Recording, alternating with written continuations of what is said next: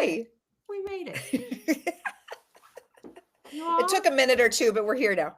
it took a hot minute or two. So, Good. everybody that is able to join us live, welcome. I'm Nicole Gebhardt. My very special guest is a friend of mine now, and one of our published authors, Jill McMahon. Nice to see you. Hi, friend. Hello.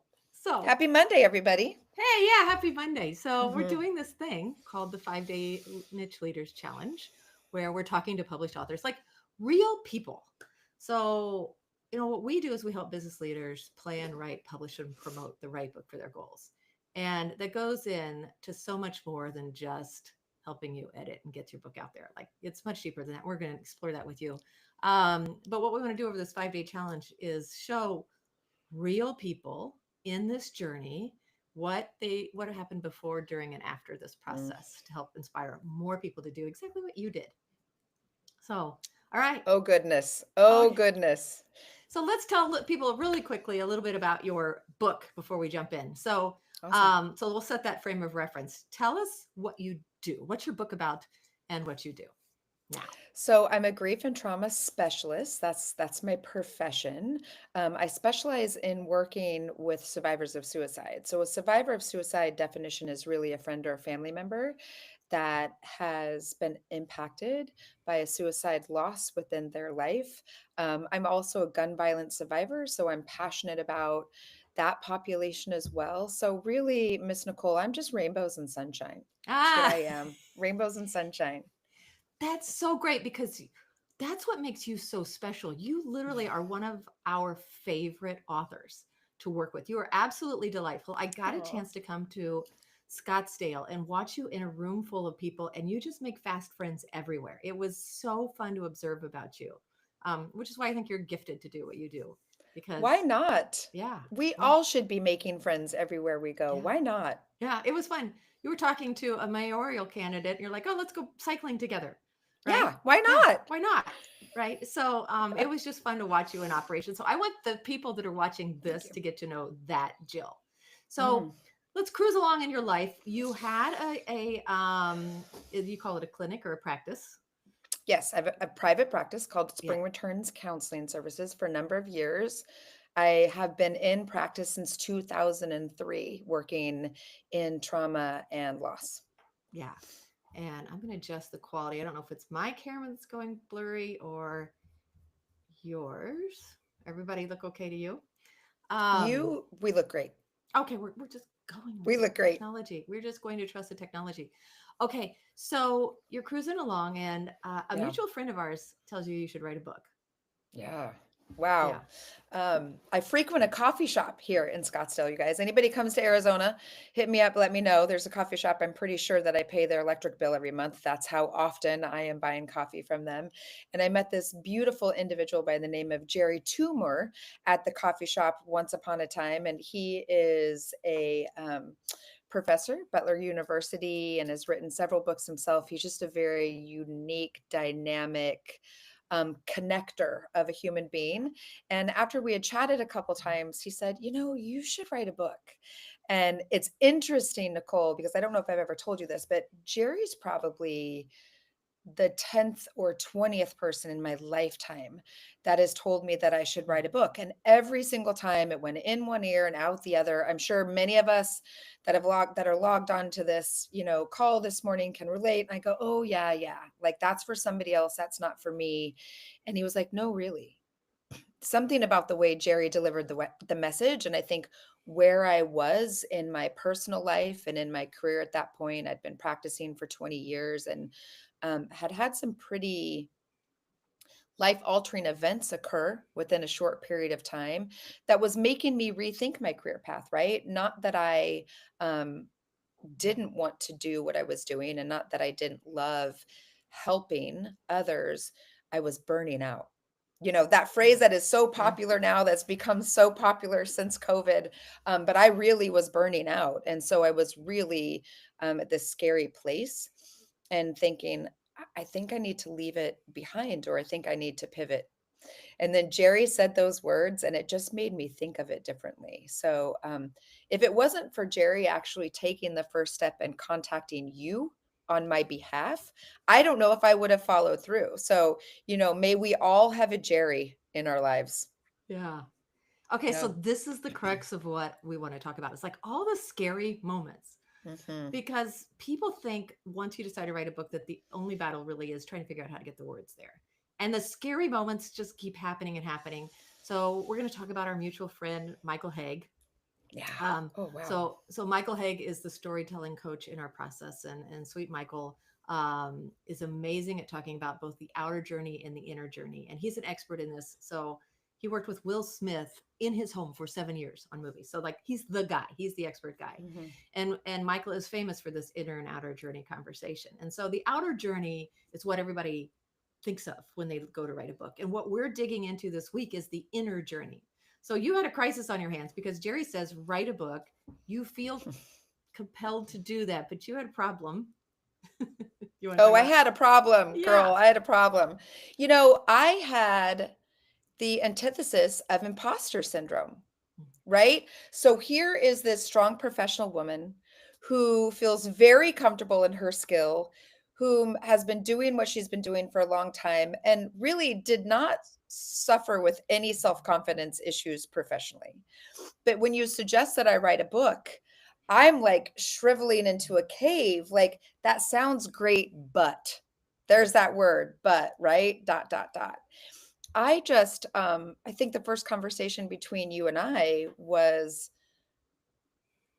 just kind of riddled with this disbelief that I was capable of doing it. I remember saying to you over and over again, like, I have this passion and I have this great idea and I have this message that I want to get out into the world, but I'm not a writer.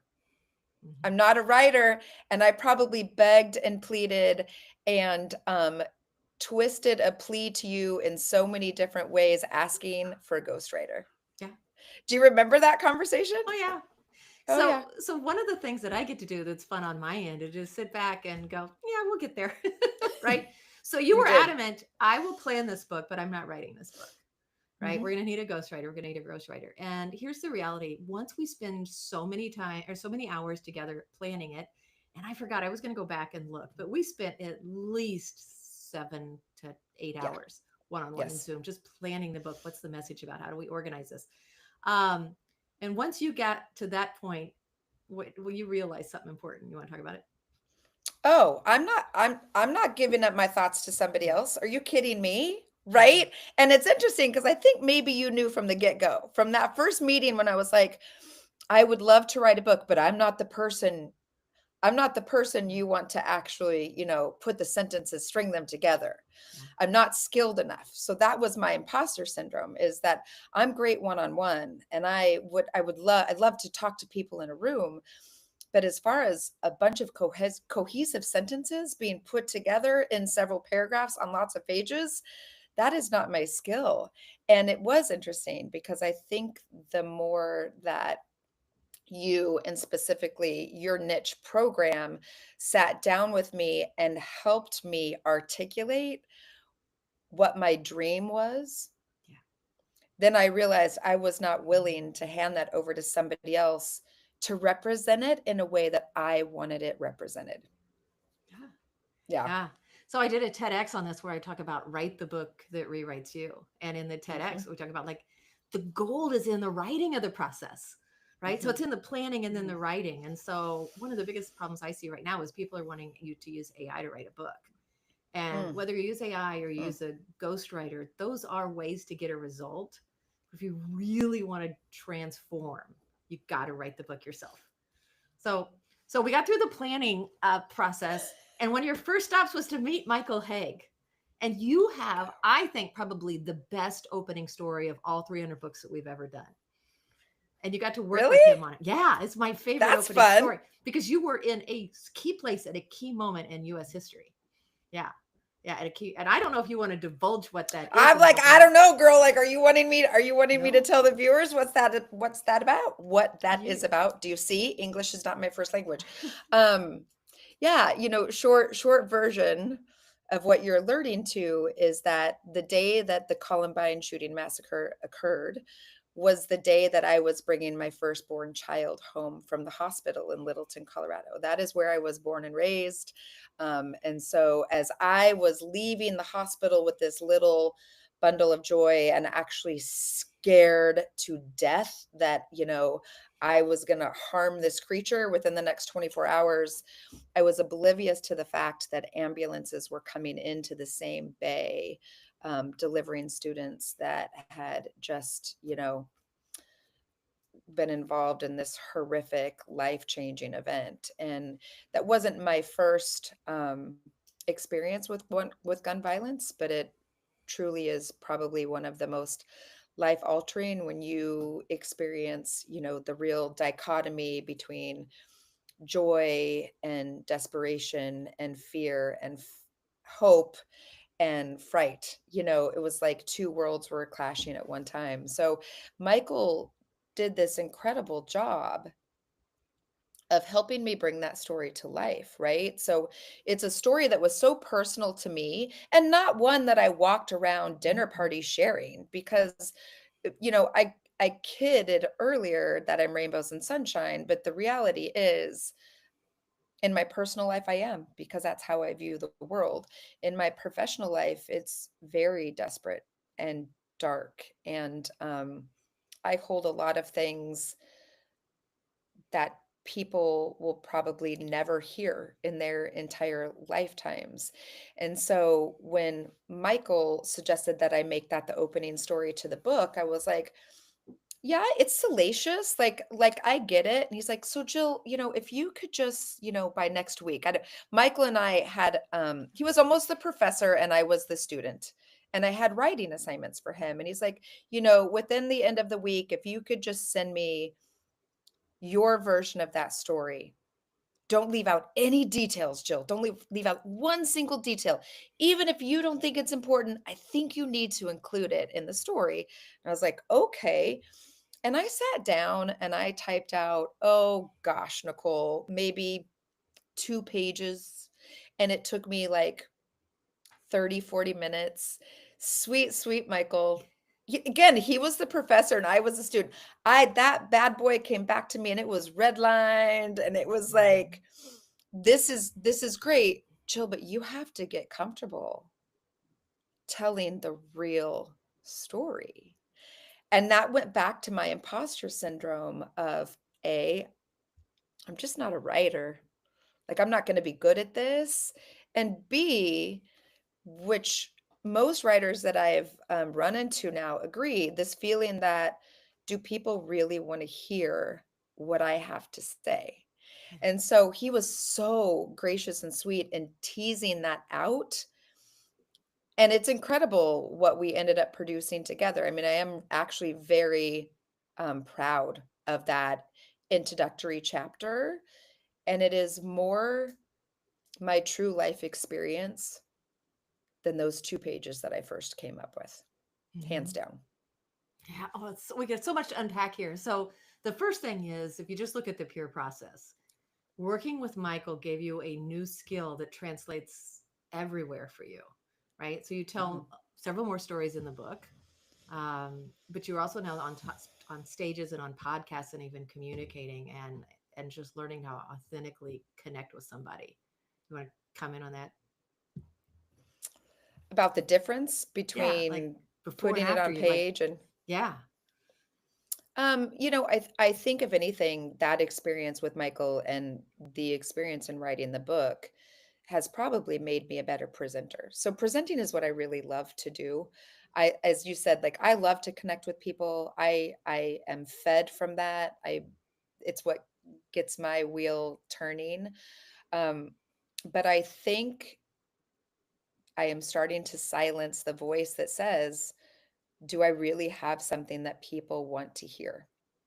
And some of that I'm going to attribute to my work with Michael because he kept saying, "Jill, you need to give me more. Like, why are you stopping yourself? You need to include more. People can handle it. People might even be interested." So now when I go to submit a proposal for a conference or I go to prepare for a webinar, I make sure, I've always added little individual stories. I hope anybody that's watching this knows that that's the secret sauce when you're going to speak to a group. Storytelling. Mhm. Storytelling is the secret sauce, but none of those stories were about me. Yeah. That made me uncomfortable. It was much easier for me as a mental health professional to tell somebody else's story, right? So if anything, I think that writing exercise with Michael made me more confident in being able to share some of my truth as well, which then I think makes me a more believable and more authentic and genuine presenter. Yeah. Yeah. Hmm. Absolutely. I mean, that's the gold. And again, this is where outsourcing it to someone else using AI, Hmm. like what Mm. Michael's gift. Like Michael, it's so funny when I have a conversation with him, and he'll be watching this. Hi, Michael. Hi, Um, Michael. don't I miss miss that you. chance. I miss you. I'm gonna be in trouble because I forgot to tell him to watch it live. If he's not, maybe he is.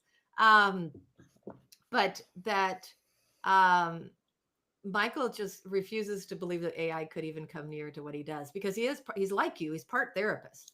It Yeah. literally can't. Yeah. What I find is most people are often telling the right story, but they're telling it from the wrong angle. They just don't know how, like you said, to go deeper and deeper until you get to that moment of connection. And when you do, like it's magical. So your book, I want to go back. The title of your book is called Bulletproof. It's available anywhere online books are sold. And I want to encourage people. There it is. There's a beautiful book. Like, get the book if for nothing else. If you're thinking about writing a book, you need to read Jill's opening story and understand the magic of a really great opening story. And you may not have, like, Thank you. Michael can turn anything into a great story, like anything, as long as there's a before, during, and after. Um, but what he's done in that story with you is really valuable. Um, Now I Can I want to bring come. up a can I bring up Oh, another point there really quickly yeah, before you switch from of Michael? course. Because I just kind of had this moment. I think that the product, I don't know what to call it, Nicole, but the program that you offer and Michael being a part of that, um, switched all of my stories in my book. Mhm. So because that into and now I'm just realizing that's probably intentional. You're so savvy. I don't Mhm. think I realized this before, but working with Michael straight out of the gate on that introductory story, right? And he didn't say it had to be the introductory story. I could choose whichever story I wanted, and that's the story that we were going to beautify together. But that helped me in my writing as I began telling other people's stories, right? Each chapter, there's a story. But because I started my work with Michael, and he really laid down some amazing framework for me, it carried on through every page in the book. So I'm just now Mhm. realizing the mastermind behind that, the way that all went down. Thank you for that. We're sneaky like that. So yeah, Michael Haig is the first stop. By the way, we're talking about Michael Haig. This is his book right here if you want to find it. It's Storytelling Made Easy on Amazon. Um, but that is his magic. And I think what I see in a lot of authors is they suddenly connect with their story in a new way and they're like, "Oh, I didn't realize that actually this is what I learned from that. This is how it shifted my whole life. This is the trauma moment that changed everything." And they never realized it. You too? Yep. Yeah, Mhm. absolutely. Wow. Yeah. It's worth the price just for that. Yeah. So, all right. So I want to talk about something else about your book, which is fascinating to me is you're writing on a hot topic. You wrote like I don't know that it gets much more controversial than your topic. And what I love about Yeah. you is to this day, like I've known you for 2 years, I still don't know where you stand on gun rights and I love that about you. I think that is fantastic. Then I've done Um, my job. you have done your job and done it well. Bravo, Mhm. my good friend. Um, Talk about that because we discussed that at length in planning the outline as well. Um, I was very intentional when I first met you and started in this process to make it clear that bulletproof healing after gun violence and trauma could not take a political stance. Because if it did take a political stance, it would lose the power of its mission. People just out of sure belief that it had a political stance wouldn't buy it, wouldn't view it as what I considered the valuable tool that it is. I've learned in my work in trauma that even if you don't take a stance, people will often aside a stance to you, and then they will come to their own assumptions, and then therefore they don't want to lean into any of your expertise. So I'd kind of dabbled in the gun violence world 10 or 15 years ago and realized that even without a stance, my stance is the gun violence survivor. That's my Mhm. only stance. The person, the individuals, the first responders, the emergency room doctors, the family members that have all that there's been this ripple effect, the students, um, they are really what I stand up for. But I realized that as soon as I said the word gun or firearm, people made an assumption that I have a position, and they would either lean in or they would close their ears instantly. So, yeah, I was telling a former client of mine whom had lost her husband to a firearm suicide about 10 years ago that I was writing the book. And she said right away, "Well, I don't think I would buy it." And I went, okay, so let's talk about that. It was great. It was my own little individual poll, right? Mhm. I said, okay, so why wouldn't you buy it? Is it too triggering for you? Is it too, and she's like, well, I'm assuming you have a political lean in the book, that it's going to, advocate one way or the other. I said, oh goodness, no. No, no, no, right? And so then I explained to her this is really about healing from trauma. And she said, "Oh, Jill, I think just based off of your title, you have to put that on the back cover." Mhm. Because if I said, "Oh, well, I can put it in the front." And she's like, "No, no, no. No, I shouldn't have to open your book to know that this is not a political topic. You need to put that on the back cover." And so I think I brought that to you, and I think you and I ran with that Mhm. during the entire process. What was so interesting in the writing, editing, formatting, designing, and then release of the book is it was a political hotbed during that time in our culture. There was a lot going on, a lot going on. And there certainly were some unfortunate gun violence events right around the time we went to release. And we could have made some decisions to ride that wave, right? But you understand my mission. I mean, I don't know how else to say it because I believe that many other publishers would have pushed me Right. to get the sales, and the sales would have been to take one of those gun violence events, attach my book to that event, and to draw an audience to pick up that book while it was trending. And I just wouldn't do that. Right. And you were with me, you heard it, and you got it. That kills my message, right? And that has nothing to do with what this process has been for me. Mm. It's so good. I'm not sure if I answered there what you were looking for, but Oh, I yeah, think it was that interesting. is the crux. I had a conversation last week. We're talking to a university. If you go on my YouTube channel, you'll see who, or I'm on LinkedIn, but about being a hybrid publisher, being what we are, which is author owned professional publishing. And I draw the line right at royalties. So all of our authors, you included, own your own print rights, your own retail accounts, and your own royalties. And the reasoning behind that is the moment you move into a royalty based model where the publisher is earning on your sales, you effectively become their employee. Now, what they're Yeah, doing is dictating your decisions based on their profit model, right? And what was more important to you would be more impact with maybe fewer sales than selling yourself to get massive sales on one side or the other. And exactly. that's where royalty would come in. You're right. Well, it was interesting for me as well, and I don't know if I've ever shared this story with you, but about 6 months ago, I was approached by another publisher, a publisher that speaks almost directly to mental health professionals, psychologists, psychiatrists, MDs, and they had asked me to write a book on my specialty, which is suicide loss. And I said to them, well, why did you pick me? Nicole, this is interesting. I said, well, you approached me. Like, how did you find me? Why did you pick me? And they said, first and foremost, because you're already a published author. I thought was interesting. And they're like, we don't like to approach anybody who hasn't written before because they oftentimes have unrealistic expectations of the process. Yeah.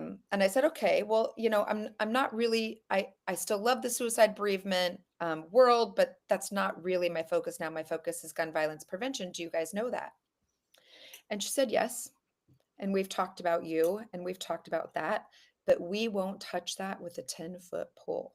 Mhm. Direct quote. Yeah. And I was like, well, that's interesting. And she said, Jill, here's the deal. We won't publish anything that won't sell.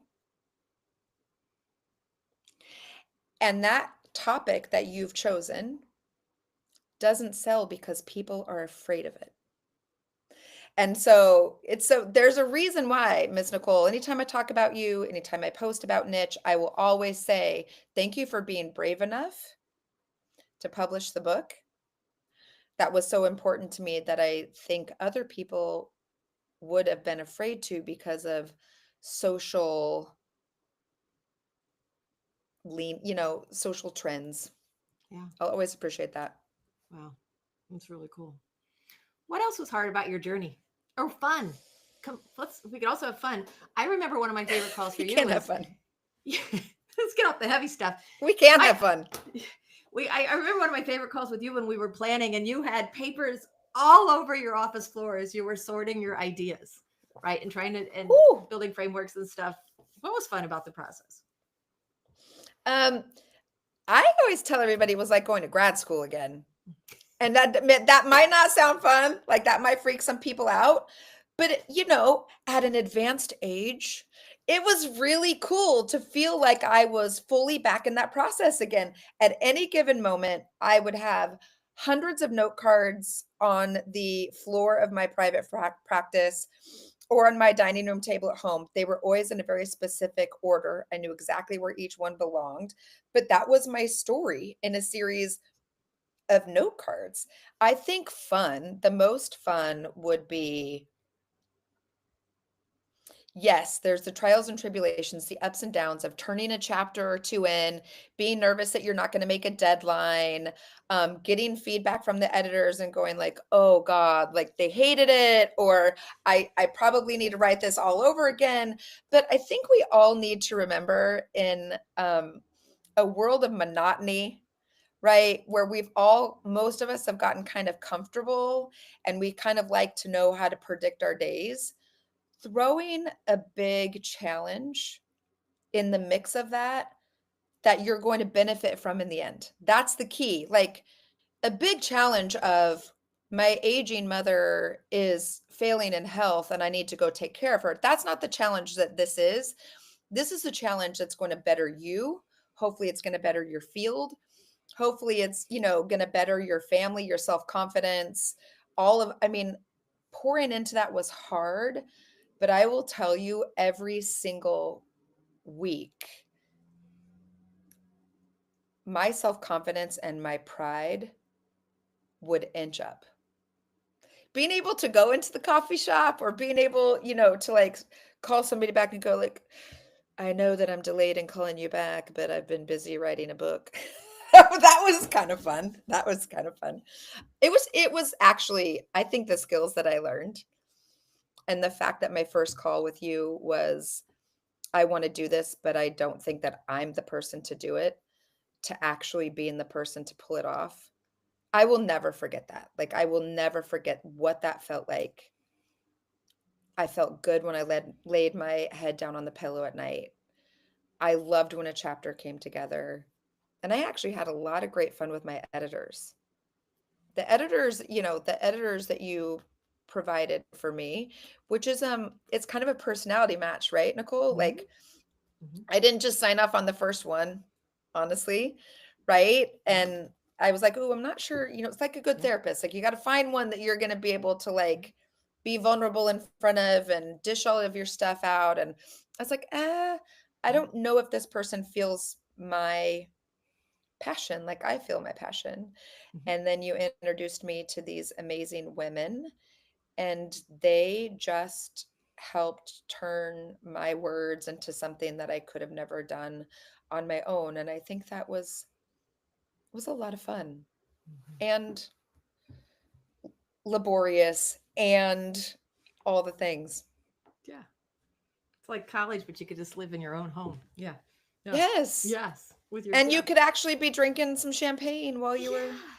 Yeah. Yeah. And for the record, everybody sets their own deadlines. So your deadlines were set by the author, right? You just Correct. we commit. Correct. So process explanation. We have 5 different editors. They're all amazing, and it is a process of us matching what we think the right personality and experience level and the right level of support an author author's going to need to get them to the right editor. We also book editors 3 to 4 months in advance, Mhm. so that I think that's important. We're getting a lot of people now that are writing on their own and then showing up and wanting an editor to edit tomorrow. And it's like, Mm, well, they're booked. mm, Yeah, good editors are booked long yeah. in advance, so we book them out.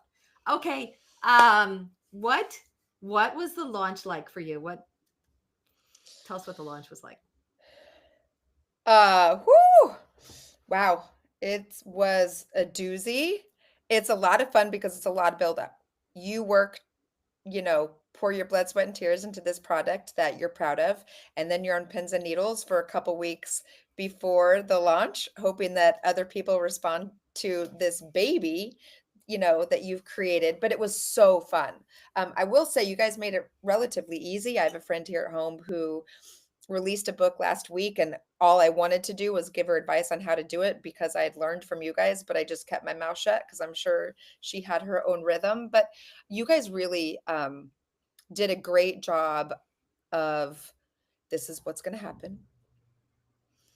This is, we're going to break it down in steps for you. This is what you need to do 4 weeks before launch. This is what you need to do 2 weeks before launch. You better start getting your email list ready. You better start, texting the people that you know are ready to support you, and then seeing it go live. It's like nothing I can explain. I was on vacation, and I actually chose to fly home early so that I could be in my own home the day that it launched. I left my husband behind, and he kept saying, I don't Jill, this is like virtual. Like, I don't understand why you have to be somewhere else. And there's anxiety around releasing your book, right?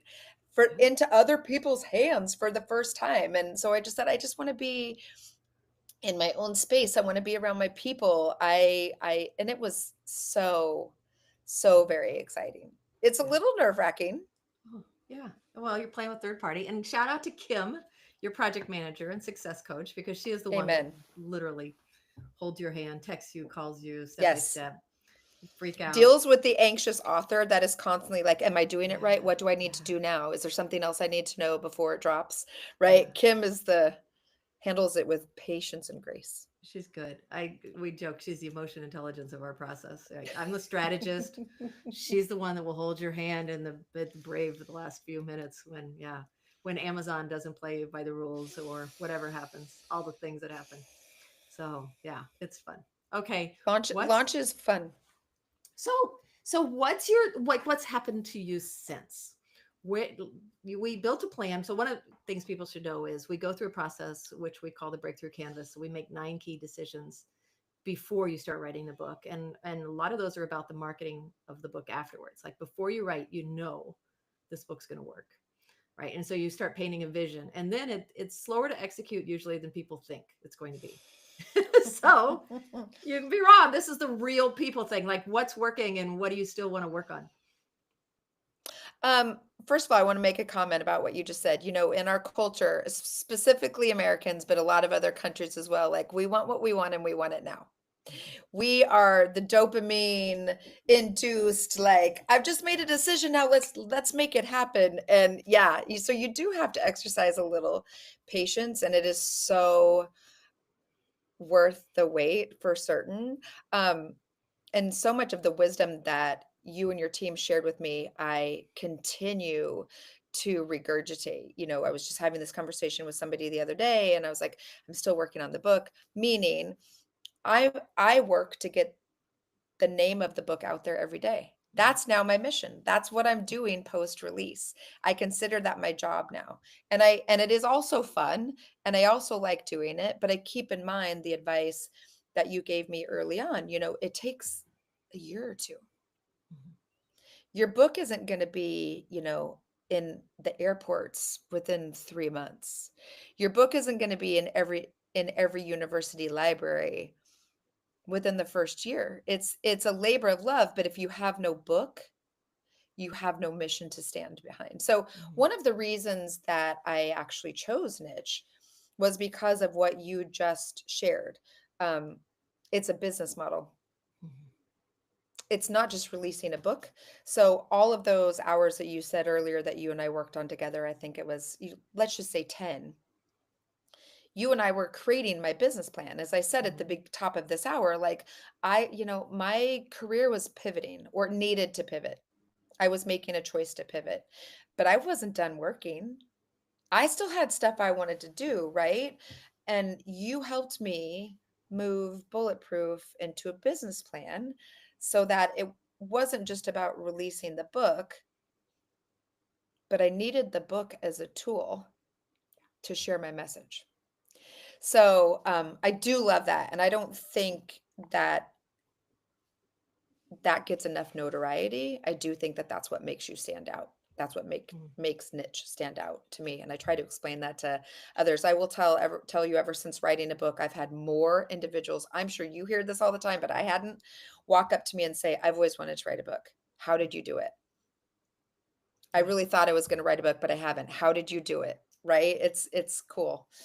But since then, I will tell you, this is now my job. My job is getting the message of the book out there because I now have this tool, and we are talking about a population that is ever growing. 50% of the country has been impacted by gun violence in some way. 57% of the country has been impacted by gun violence in some way. So this is a tool that almost everybody could use, meaning if you haven't been impacted personally, you are somebody who is giving care to somebody else who's been impacted, that this is causes trauma that shows up in other ways in your relationships, in your body, in the way that you handle stress, in the way that you startle when you're in a movie theater. And so I now have this tool that I want everybody to know about because there is not a tool like mine. And I'm sure every one of your authors could say that, Nicole, that what they've produced is unique and special. And so that's really what I do. I mean, I feel like I've been on more podcasts than showers that I've taken in, an entire year. And I love it. And I love it. I don't mind it because I like talking to real people about real things. And again, that's what kind of keeps my motor running. So that's what the last 14 months has looked like since I published this past summer. I recorded the audio version and I released it the 1 year anniversary of releasing the hardcover book. I will tell you that recording the audiobook was way more fun than I thought it was going to be. Honestly, I actually like the audio version. I think a little bit better Wow. because you can have inflection and so that was really fun. So that is what I reach out to people daily. I advocate for myself. I advocate for the book every day. I'm seeding the book. I probably mail several books out a week to different organizations. And it's just when somebody reaches out to you on social media and says that they've read your book and that it's impacted them, that's all you need. Yeah. Yeah. Oh, okay. So let's talk about social media because that was your next brave thing, right? Ugh. So you weren't on Ugh. social media much before No, this, and now you're like a rock star on social media. You like it you're now? so cute. You like it? Yes, Okay. it's still a labor of love, but it's a necessary evil. What I will say is that my Instagram page, which is Grieve with Jill, and then I'm and LinkedIn, um, been amazing marketing tools for this book, right? We all have decisions to make after we publish. We can hire a PR firm, you can hire a marketing firm, you can seed as much as you can. And I've chosen the social media route as, kind of my number one attempt at getting the word out there. And so, you just have to feed into it.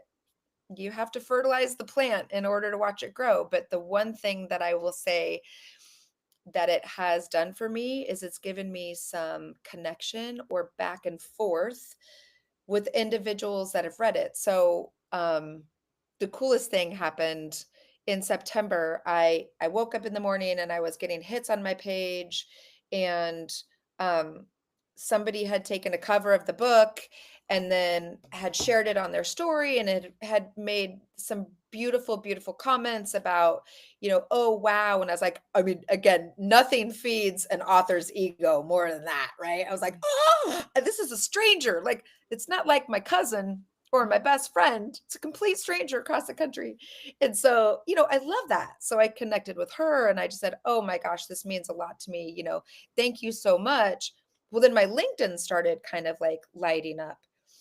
And so I started researching that these two individuals or three individuals were connected to one another. This amazing woman out of Cincinnati, her name is Whitney Austin, had been shot 12 times walking into her place of business in 2018. And she's now started a nonprofit called Whitney Strong. Well, Whitney made my book required reading for her staff. And so they held a book club and then all started posting about it. So I started getting these messages. I mean, again, had I not been watering that plant, right, of social media, I would have never had that experience of knowing that this incredible nonprofit doing beautiful work was using my book as required reading, right? So those are really the benefits of just being in connection with people through social media, but it's a labor of love. You got to put the work into it. Yeah. Yeah. So that's really cool. What do you have a I made it moment? Is that your I made it moment?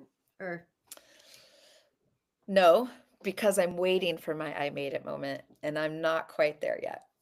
is your I made it moment on your breakthrough canvas? Because we had talked about a person that you would like to promote your book. Is that person on that list? Or do you You have another? just had to bring that up, didn't you? Yeah. Okay. Maybe we Okay, should everybody, hashtag here him we here, go. man. I was Let's so close, by the way. We need to hashtag him. I was so close. Okay, everybody, listen up. I was hell bent determined to get Matthew McConaughey to write the forward for this book. I'm not kidding.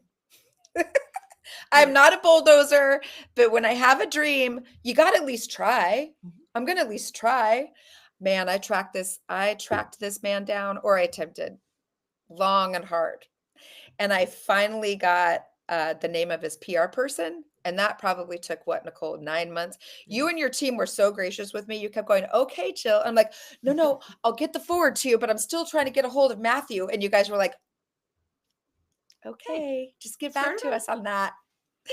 I found his PR person and I wrote that individual letter, and she was, I pitched the book. I did all the things. Doesn't hurt to ask. And he politely declined because he was filming something, and I did actually get to send him. I did actually get his address, and I did send him a copy.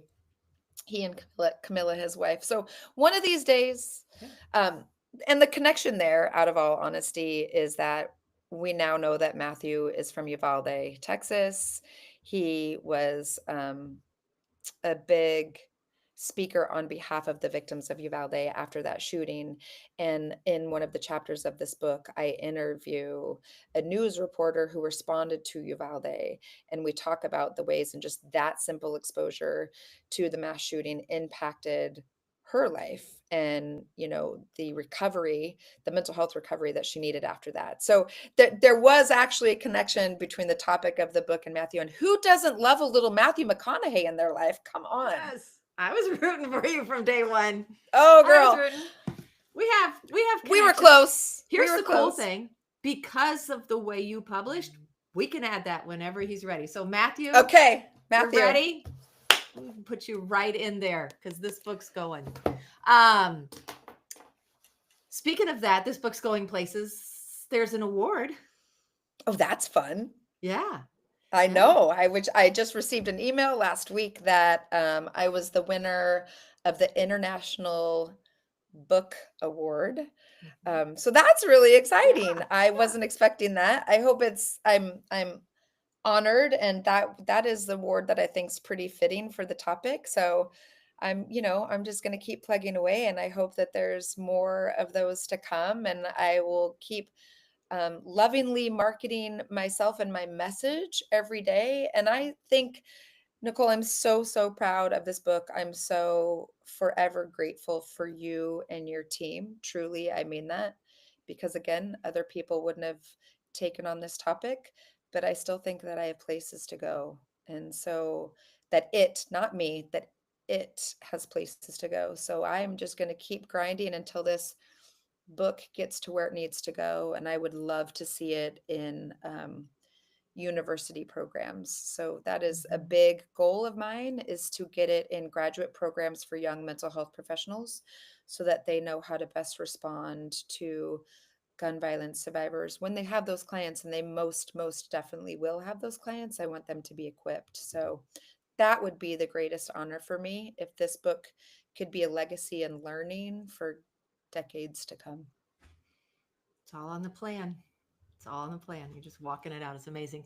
I just want to cap that the woman who didn't think she could write her book, got an award for her book. So way to go, Jill. It's pretty So exciting. proud of Thank you. All right, so now it's time. Like, this is day one of 5-day challenge, and we want to encourage other people. Like, this is a brave journey, but so rewarding. I think you've hit on that. The first thing that we do with every author is we get clarity on mission. Like, what does success look like for you? And that's what we defined for you early on. I'm going to drop into the comments. Unfortunately, the way we're recording this, I don't have the ability to do live chat, but my team is doing live chat right now. So we'll drop in the link. There's a Mad Lib style questionnaire that you can work on to just try to pull out, what is my mission? What is success? How do I want to define that for the next 3 to 5 years? Because it's so shockingly hard to figure out. Like, what does success look like for you for the next 3 to 5 years? Do you have clarity on that now, Jill? Oh, absolutely. So that worksheet that you and I did together provided all of the clarity that I need to move forward. And it's interesting, in preparing for this conversation with you today, we pulled that back up, which was really good for me. I mean, I think you should probably do that with all of your authors, because as I was looking through it, I was like, holy cow. I first called her and I had no idea what I was doing. We developed a plan. Now that I'm a year and a half out and I read that plan, we hit every single mark. Check, check, check, check. Incredible. This is a girl who had no idea what she was doing, didn't believe she could do it. And now I'm looking at this plan going, well, dang it. Look at there. We executed the plan. Yeah. Work the plan. Work the plan. That's fantastic. All right. I'm also going to ask Kimberly, my amazing assistant, to drop a link in for anybody who thinks like, am I ready to do a book? We just created a new assessment called the Book Readiness Score. And so you can go to our website and access that. So there'll be a link in the chat below, but it's our main website, which is nichepressworks.com through the end of the year. And then we're shortening our brand name from Niche Pressworks to Niche Press for 2026. So, less work, same great results, less works. Like tagline. All right, Jill, what else you got to say for people? They need your encouragement. They need a little joy and sunshine. I mean, I think that I love that I'm honored that you chose me to open up this week. And I think I understand why you chose me to open up this week because I was them. Yeah. I am, which is to me sometimes is so interesting as a mental health professional who teaches people, all day long to have trust in themselves and build their own confidence. And I was the person that was like, just because I'm good at this doesn't mean that I can do this. And wow, if anything, what this process has done for me is I truly believe that it has invigorated my energy at midlife. I'll just say, I'm not 35 anymore. It's reminded me of that we can pivot and we can transition, that it's never too late to seek out that like burning little passion or mission that has been deep in your soul since you were a kid and it's there. And just because you are an accountant or you run a construction company or whatever it is that you do, it doesn't mean that you can't still feed that passion and see it out, no matter where you are in life, and that you're capable. You just have to put yourself in the right hands, honestly, who was somebody who will listen to you and somebody who will guide you. And it's been a beautiful, I will never, ever regret having written this book with you.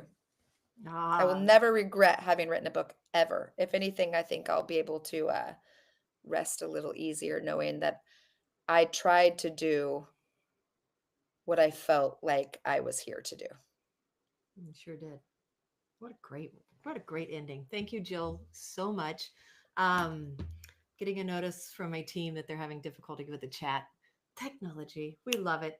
It'll be there in the replay, and then if you're subscribed to this challenge, you'll get it via email. So we'll make sure you get the links. So um, at some point, if you didn't get the links right now, you can go to nichepressworks.com, nichepressworks.com to get it too. So Jill, thank you so much for this. It's always so fun. I'm coming back to that coffee shop, hang out with you as Let's soon do as I it. can. As soon as I can. Cheers. Actually, I Are you am. coming? I am March. We are doing an event in Maricopa in March. Oh, let's Yeah. go. And Jill is going to be on stage. She just doesn't know it yet because I haven't even told you yet. But Guess we'll talk about that later. we'll be talking about that later. March 5th and 6th in Maricopa. That's We're fun. going to be doing an author event. So if you want to meet Jill and you want to meet me and you want to hang out, let's get started on your book now so we can also put you on stage there. So anyway, all right, my friend, we'll call it a day for now. Thank so you. much. I appreciate and I'm honored that you invited me today. Oh, and I'm honored to be on your journey with you. So thank you. All right. Take care, everybody.